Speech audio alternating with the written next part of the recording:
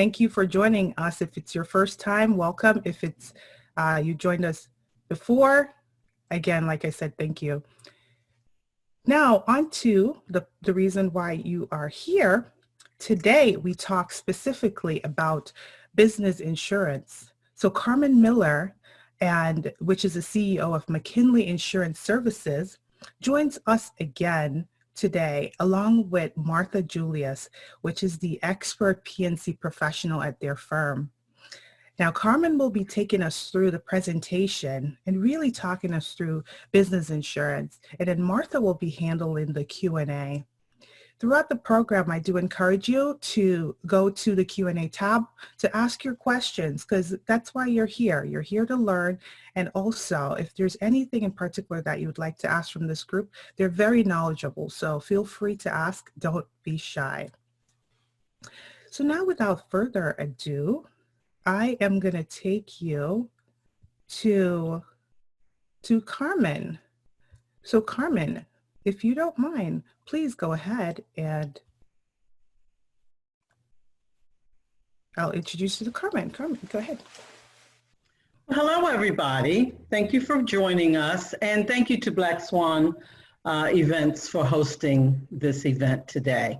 I appreciate the opportunity to get to talk to people about business insurance. Many business owners have so much on their plate, and they hear so many times, you know, you need this insurance, you need that insurance. So this is a good opportunity just to kind of get a brief introduction of what it is you really do need. Again, my name is Carmen Miller. I am the president and CEO of McKinley Insurance Services. And with me, I have Martha Julius, who is our licensed property and casualty agent.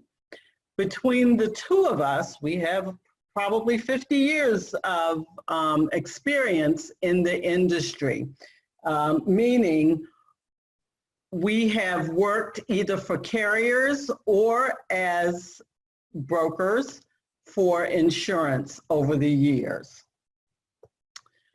McKinley has been around for over 30 years serving the state of Florida. We do have some clients outside of the state.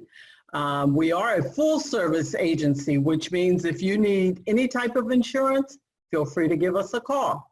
We are minority owned and operated here in Broward County, and our experience with work, we have experience working with governments, nonprofits, manufacturing, colleges, schools. We have a wide range of experience.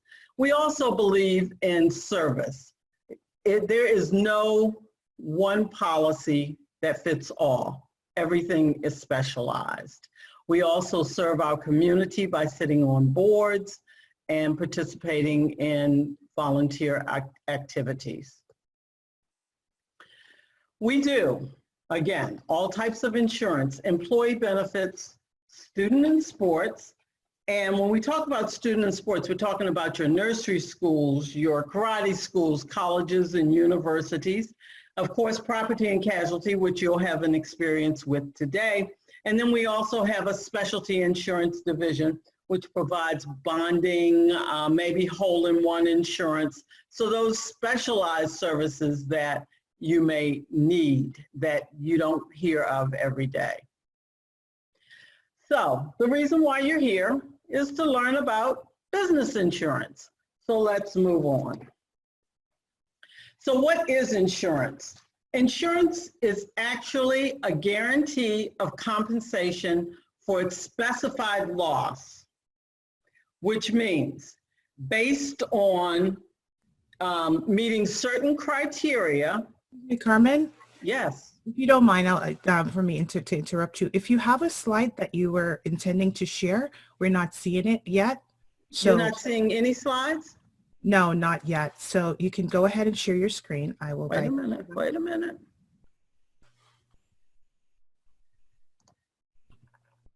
Let's see here. Share. Can you see that now? Yes, perfect. And you could go ahead and put it on presenter mode. Okay. Wonderful. Well, thank you for telling me. I could see it perfectly. Thank you. All right. So what is insurance? Again, it's a guarantee of compensation for specified loss, damage, illness, death in return for payment of premium. You make small periodic payments against the possibility of a huge unexpected loss. And you know, with all insurance, you gotta have it, but you really don't want to use it. Some general terms you should know is deductible. That's the amount that you, the insured, is responsible for prior to the insurance carrier paying. Okay, so you will hear that regardless of what type of insurance you're dealing with, there's always going to be a conversation around deductibles. The claim is your request for payment once you've had a loss. And with that comes some paperwork. So you have to prove that you've had that loss. And I'm sure for a lot of people, you know, you filed a claim for something along the way. Lapse is another word that you will hear.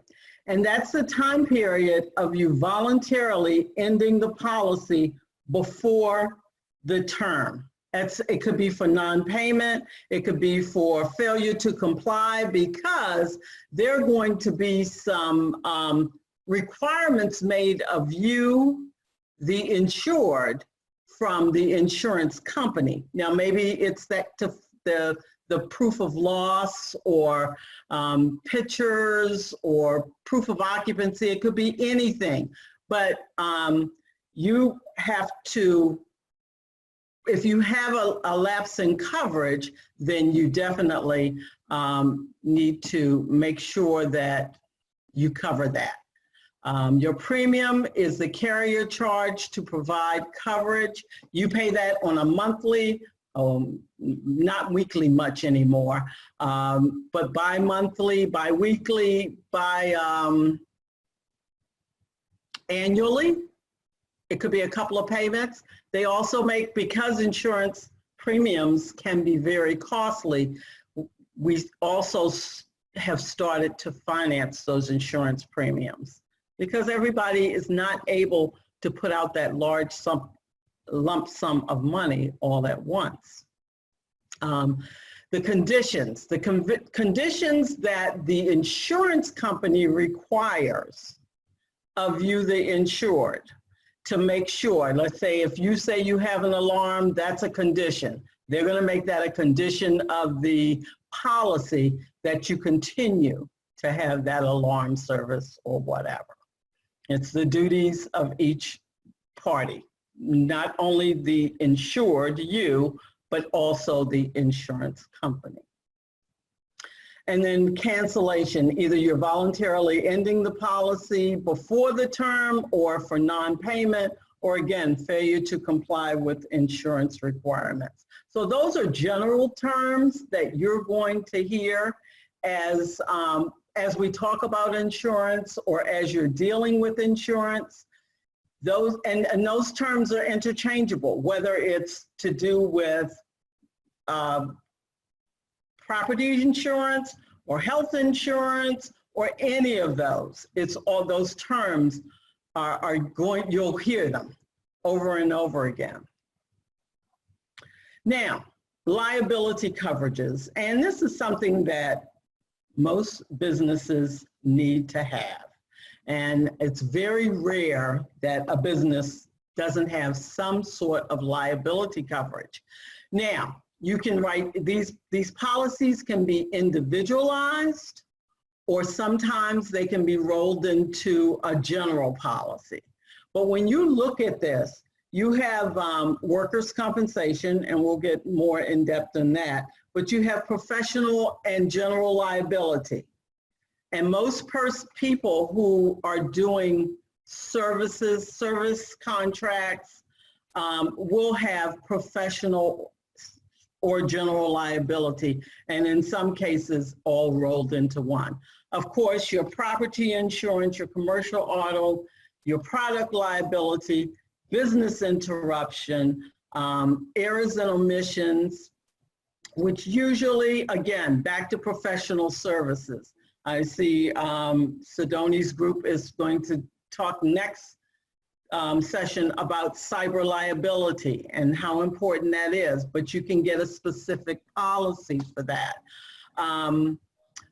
Excess liability, umbrella policy, employment practices, D&O insurance. Usually you'll find nonprofits or companies that have directors and officers that are not necessarily within the company. Liquor liability, if you're having an event, and I think about my friends who run a beer event at some of the events out in the community, and they serve beer. They get a liquor liability policy. They're serving it. They want to make sure they're covered. So let's back up a minute. You have your business interruption insurance, and I'm sure right now with the COVID and people working from home, and some people haven't been able to operate their businesses at all. Usually when we talk about business interruption insurance, we're talking about hurricane, fire, lightning strikes. It's a loss of income due to something along those lines. In most cases, and I've seen it, disease, pandemic are not usually covered through your business interruption. Now, I've seen a lot of things happen on TV where the attorneys are saying, give us a call. I say, look at your policy, because usually that's a line item under the exclusions and limitations. So just be careful when you're dealing with things like that. But there's property damage or loss of income, that's where business interruption insurance will help you. A few years back, we had a hurricane and we were out of electric for 4 or 5 days. Well, that's perfect. That's gonna cover you. And what I'm hoping is that with the pandemic, that there'll be some tax breaks for us as business owners when we can't claim the business interruption insurance. Because it's gonna help us a lot, and I realize that. Okay, so if we, pardon me, go to who needs liability coverage? So if individually, people who earn more than $100,000 annually should probably have some type of liability coverage. If your company or even you personally have more than $1 million in assets, you more than likely should be looking and talking to an insurance professional about liability coverage. And again, one size does not fit all. So your needs for property liability may be different from the person next door to you who needs professional liability. So you really need to spend some time and talk about your needs and what it is you're trying to protect yourself, because that's all it is. Anytime you purchase your liability coverage, anytime that you work for a company, another company, many times the first thing they're going to ask you is, where's your proof of coverage? So this is a sample of what a proof of coverage looks like. And you should be able to readily get that from your insurance agent when you need it. Now, what's important is to make sure the limits are what are required of you. So job A may have $100,000, job B may have $500,000. So your liability limits need to be increased, to be reduced. It's okay if you have more, but you have to have that minimum amount that they require of you.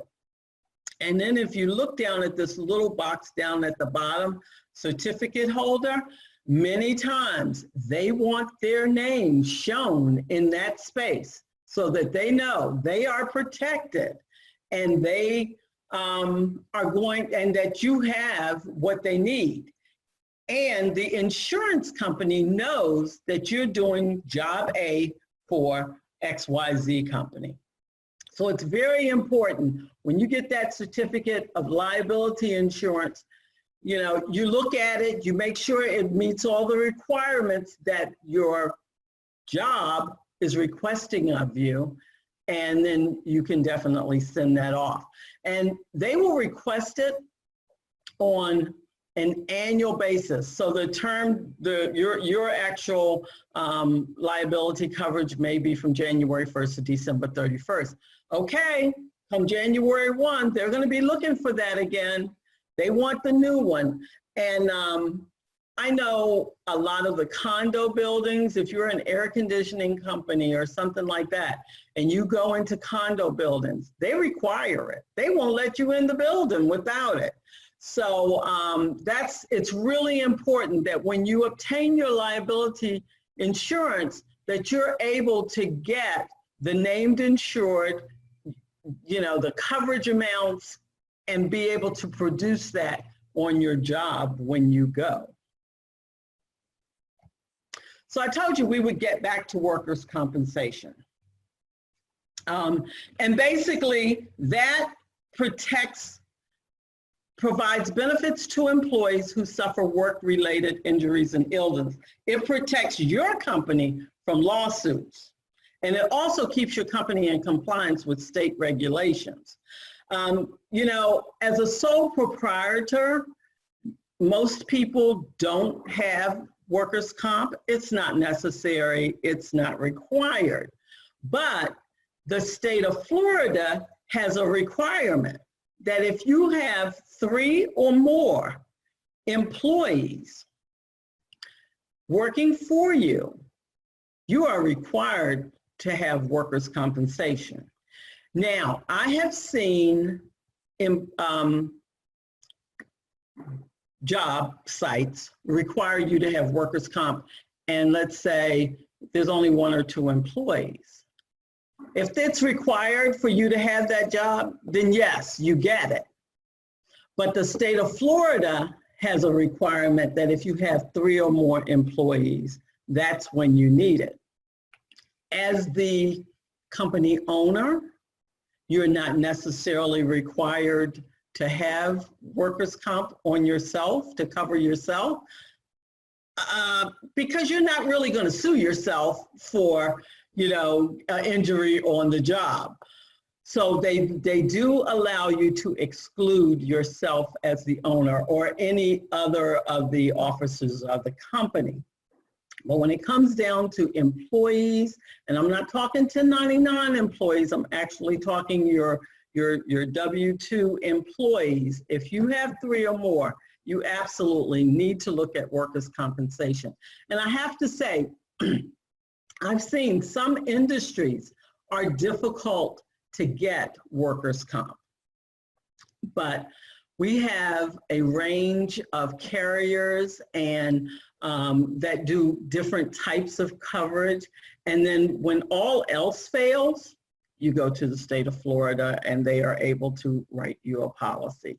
Of course, because you've been turned down by other carriers, it is a little bit more expensive, but if it's a requirement and you need it, you can get it. So that's very important.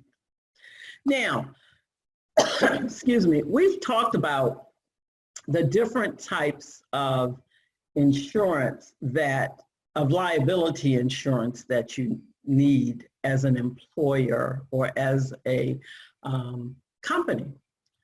But you know, there's also some other things that you might want to consider for yourself, for your employees,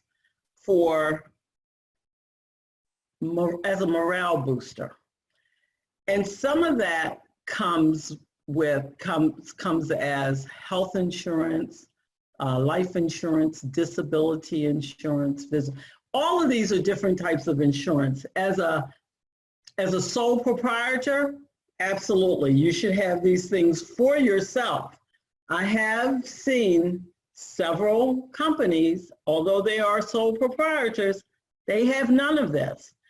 And it's just as important when you're out recruiting employees. Again, it's just as important as to the types of benefits you can offer or the types of insurance that you can offer them.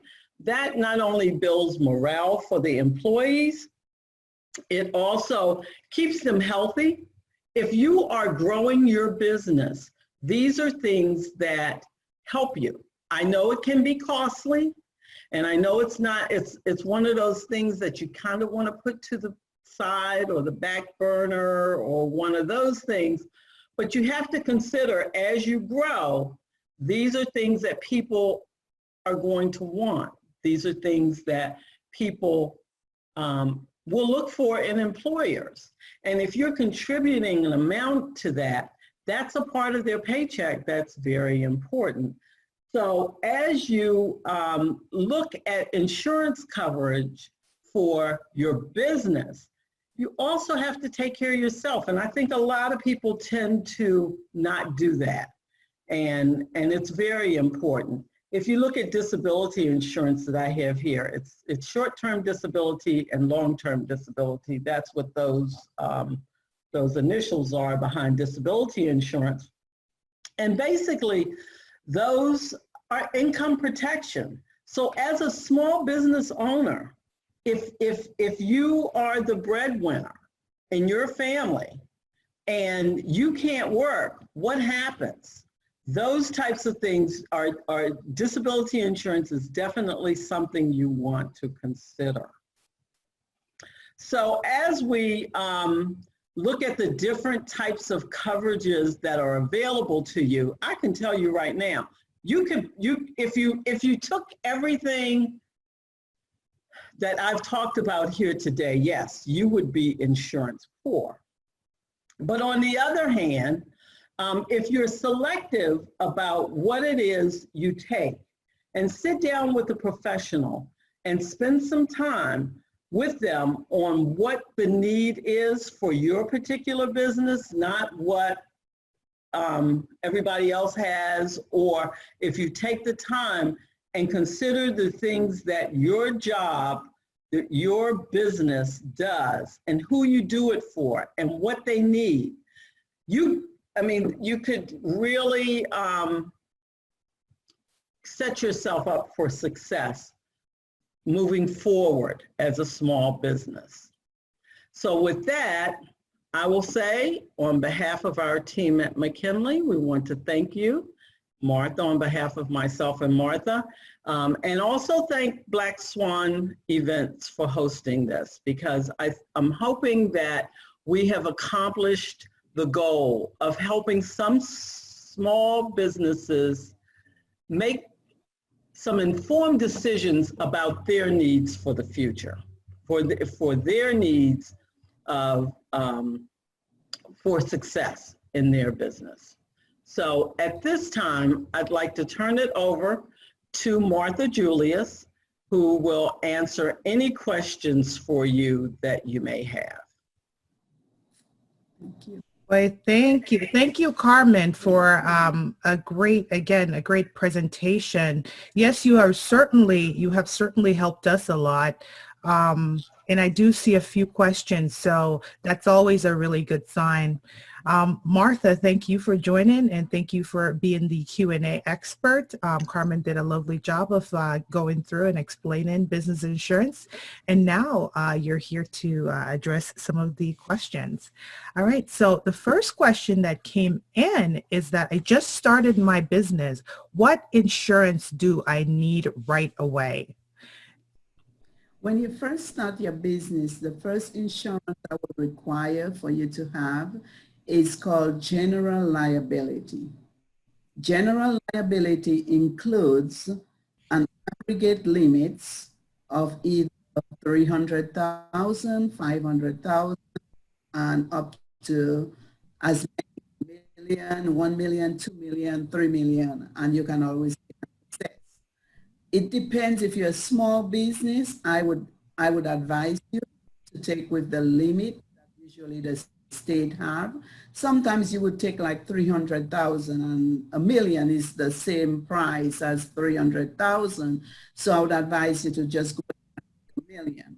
Now that general liability includes your product liability, your damage, and damage is rented to you, and occurrence, and also it would have personal injury. So that's what general liability also include. Okay. So you are breaking up slightly a bit. So it includes damage insurance. It includes any equipment. And what else does general liability include? Okay, the first thing general have is the general aggregates, which is the limits that you have on your policy.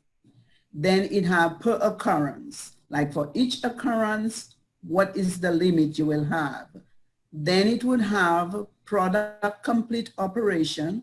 Product complete operation includes if you're doing a work and you left something on there and if somebody get hurt by it, it covers that. Damage to premises rented, it also covers that, which is if you're renting a building and you cause damage to that property you're renting, it covers that. And the last thing it would cover is personal injury, if somebody fall, hurt themselves, sleep, that. Okay, wonderful. Thank you so much for that. A lot of times we hear general liability, but we don't understand fully what it entails. So that was a really good recap of that.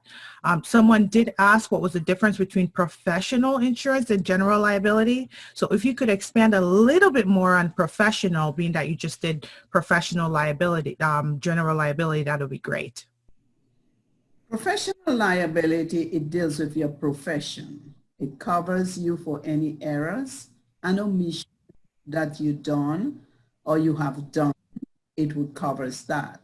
It's completely different from general liability. General liability just covers your office.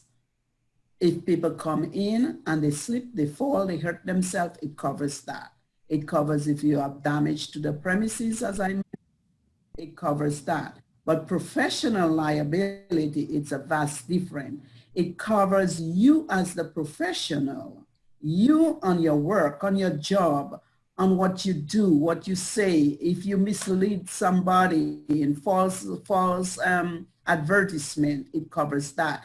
If you as an agent, you do an error in somebody's policies, it covers that. If you as an event planner, you did something wrong, it covers that. So that's more for your whatever job you're doing, job title, your IT, it covers that. If you're doing an IT, if you're an IT worker and you're doing something and you did something wrong with the computers or with your work, it would cover that.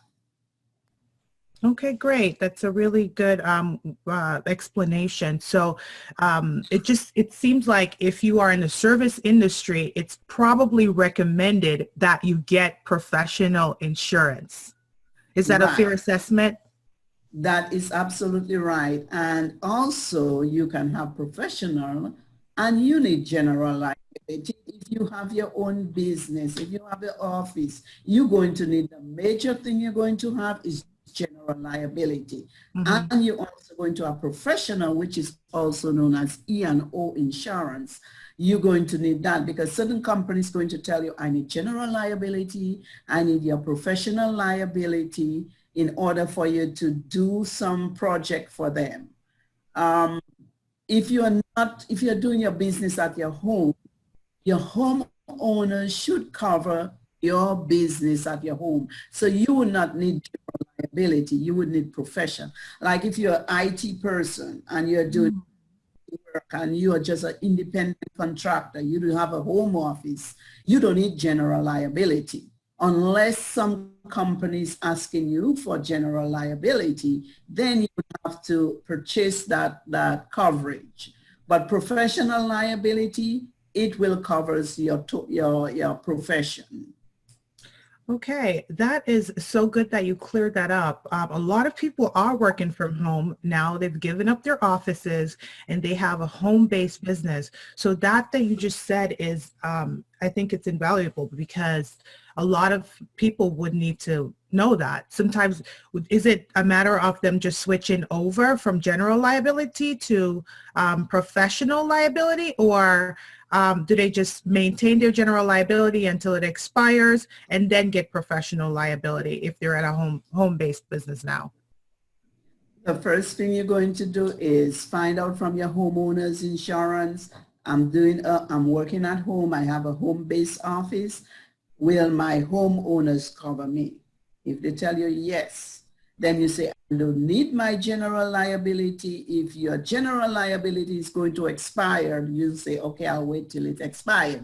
But an insured can cancel their policy whenever they like. So if you find out, okay, my homeowners is going to cover me, so I don't need the general liability, let me go ahead and cancel it. They can cancel their policy at any time they want, any given time. The only setback about that, it's the companies, they hold back either 25% minimum earned, and you will not get a reimbursement of your fees and your taxes. Okay, thank you. I have another question. It says, is workers' comp expensive if you have 3 employees? It depends on the kind of business you're doing. The class code, we have a class code that we go by. The class code, there are various class codes. There's a ton of class codes. So for each company that is doing that wants workers' comp, they have a class code. For example, clerical. Clerical is a class code called 8810, and it's based on a percentage rate, either 4.3%, and you calculate the payroll time that, and that would give you the premium amount.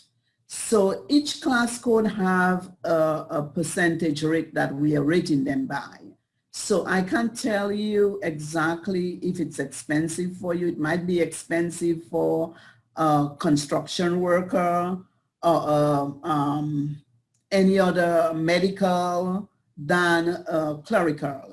Office clerical. It might be less for them on the payroll. It depends on the rate and the class code. These are the 2 things we go by: rate, class code, and your payroll. Okay, wonderful. So there is a formula that actually works for workers' compensation, and it depends on the class and the type of job that they're doing. Exactly. So I have another question that says, what about business overhead insurance? What is that? What about business overhead insurance? Could you specify business overhead? Because I never heard of business overhead insurance. It's either business insurance or overhead. I'm not clear on that overhead insurance.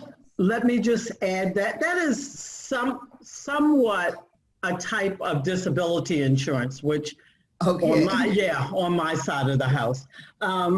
So basically, it's the overhead expenses that should you, the owner, become disabled.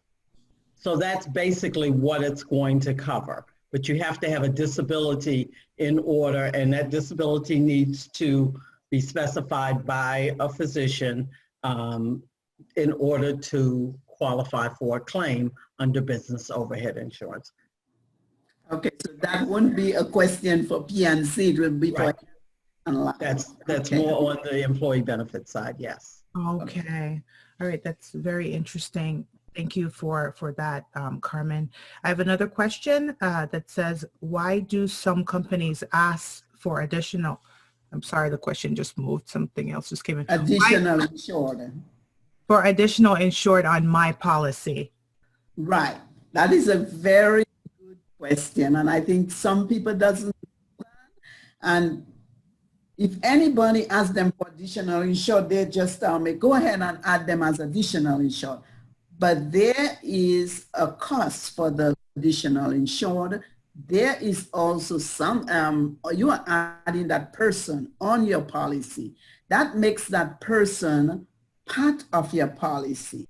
If anything happens, they have access to your policy to make any claim. Now, the most important thing when you sign in a contract, you're going to see that they have that I need to be added as additional insured. Okay. Additional insured is you're making that person part of your policy. They have access to that policy. Apart from the name insured, you are the name insured, and they are the additional name insured. So we have the name insured and the additional insured. You can have additional insured added to your policy if you're doing a work. That gives that person liability. If any claim happen, it goes to your policy, not their policy. ABC company is having a job to perform to XYZ. XYZ is going to ask ABC, I need to be named as additional insured. Now, if ABC do anything that pertain that going to leave a liability, XYZ is not going to their policy, they're going to ABC policy. And also there's a cost on that. Anytime you ask for additional insured, there's a premium charge for that because you're adding somebody to your policy. So of course there's gonna be an additional premium. Okay, very good. I did have another question that relates to that. Let me see if I can find it because I think that it's appropriate to ask it right now. It says, I work with independent contractors and we all have general liability insurance. When I hired them to do a job under my company, should I have them add my company and my client's company to their insurance? Well, you are the one that are hiring them. And I always tell my clients, if you're hiring somebody, you have the right to ask them for insurance, proof of insurance. Now it's all left to you if you know that person is doing work for you and you know that person for a long time or you know that's a company you can trust, you can say, I just need proof of insurance. I need you, add me on your certificate holder. Now there's a difference. Come and show the certificate of liability. There's a difference on the certificate of liability. You'll see it has some columns. One column will say ADL, which means additional insured. Another column will say WV, which is waiver of subrogation. Insured, you're going to add that person as an additional insured there. Yeah, right here on the column, you'll see where it say an N, or right here it has an N, or you're going to put waiver of subrogation, or you see right here has N. Now, if it says N, that means that person is not listed on your policy. But if it say Y, yes, that person is listed or have to be listed on your policy. Down below, you're going to have the company name. So it's a wise thing to add independent contractors, to have them add you as additional insured. And if you have another company working for, you have to add that person on your policy. But you cannot have the independent contractor adding you and adding somebody else. No. There, you are the one that's hiring them. You are the one that's supposed to have them add you as additional insured. Now, you are going to work for somebody else, a third party. You're going to have that person or that person going to have you add them as additional insured. Hope that answered the question clearly. It was very good. I understand exactly what you said. I have another question here. It says, if I'm a sole owner and operator of a medical clinic, do I need to get director insurance?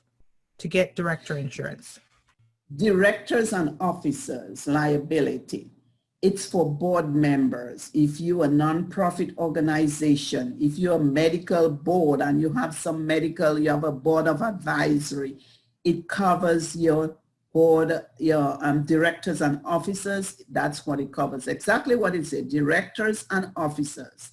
That's a liability that only covers directors and officers. It do not covers employees. It do not cover anybody else but just your directors and officers.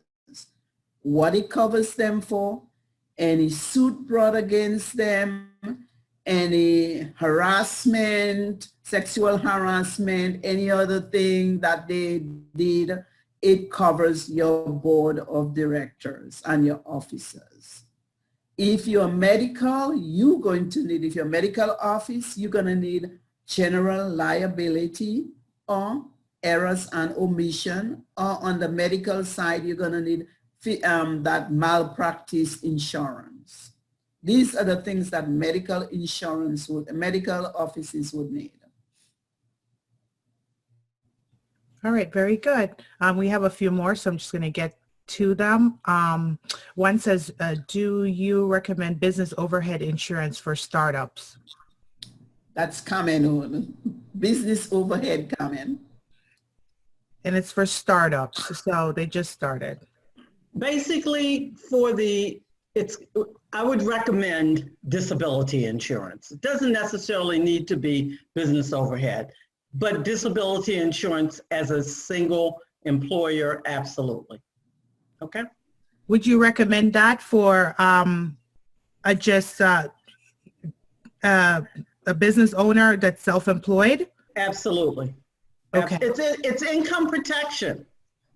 If you're not working, who's going to pay the bills? So you got to protect yourself. So absolutely, I would. This is really good information. A lot of us just get general liability and you know, sometimes we're not aware of the other insurances that are out there. So this is, that's really good question. Thank you for asking that. Another question, I have a lawn care business and wanted to know if workers' compensation is expensive. How many employees do you have? Your payroll, that's what we're going to need. If you're a one-man person doing your landscaping, really don't need workers' comp, because workers' comp is 3 or more employees in the state of Florida. If you have to carry workers' comp, if you have 3 or more employees. Now, if you don't have 3 or more employees, that doesn't mean that you don't want to get liability to cover you and your other employees, your 2 other employees, because if something happened to them, you know who they're going after. They're going after you. So even if the state says, okay, you have to have 3 or more employees and we won't penalize you for not having workers' comp, you can still cover yourself and your employees if in case of anything happen. And back to landscape, it's not that expensive because I think I don't have the rate sheet in front of me and you could calculate it. But sometimes if you go on the Florida workers' compensation, they'll tell you the rate for every class code. Janitorial, you look it up and you calculate, okay, my payroll is 50,000. I'm going to calculate it times the rate and you will get that premium. You just have to know how much the fees, some of them charge fees and some of them charge a surplus tax. So you just have to know how much it is and calculate it, but you'll have a brief idea of how much it would cost you. Okay. So would you say for a business of 3, it would be in the hundreds for per year, or would it be in the thousands per year? Depends on the class code again. Everything depends. Yeah, everything is the class code and the rate, because I have some that only pay like $998 a year. Everything is annual. All insurance in the P&C department are annual. So if you're, for instance, general liability, the minimum premium is $750. I can tell you that because I know it offhand. The minimum premium is $750. depending on your class code, but sometimes they give you a flat rate of $750. You add taxes and you add everything to it, it come up to $998.19. Okay, that is general liability. But workers' comp, it's gonna be higher because I don't know how much the payroll is. We'll have that information of the payroll. If we do landscaping or clerical, the rates are pretty cheap. So it would be maybe if you have like 2 or 3 employees just doing office work, your premium might be less than $1,000 a year. Okay, wonderful. I'm just going to get to 2 more questions or so as I'm watching the time. It says, thank you, Carmen. And what type of insurance do I need for vegetation management? We will get most of our work from the FDOT, which is the Florida Department of Transportation, and Palm Beach County for cutting grass and litter pickup. So what type of insurance is needed? They have a vegetation management company, and they do cutting grass and litter pickup. Okay, for the DOT. Yes, right? for the DOT and Palm Beach County. Palm Beach County. Okay, yes, I have a few of these. Basically, they just ask for general liability. That's all they ask for. I know with those that are doing the DOT, working at the DOT, Department of Transportation, they have general liability. Some of them will ask you for workers' comp. It depends on how many employees you have. So they will ask you for workers' comp. So these are the 2 things I know they require: general liability and workers' compensation. Okay, thank you for that. One more question. Me and my husband run a company, general contractors. We have general liability, but I'm so sorry, the screen moved again. We have general liability, but is there a way to get workers' comp for our subcontractors? I mean, do they even need it? Yes, they do, because if you're hiring subcontractors, another thing they could do, if you're hiring subcontractors, do the subcontractors have their own workers' comp?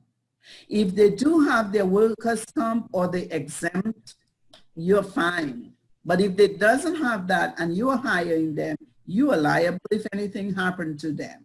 So I would advise the first thing you do is collect certificate of insurance, make sure your subcontractors have workers' comp, or they have an exemption. An exemption is pretty easy to just go on the website, the workers' comp website, and you can file exemption. And the comment did mention about the exemption.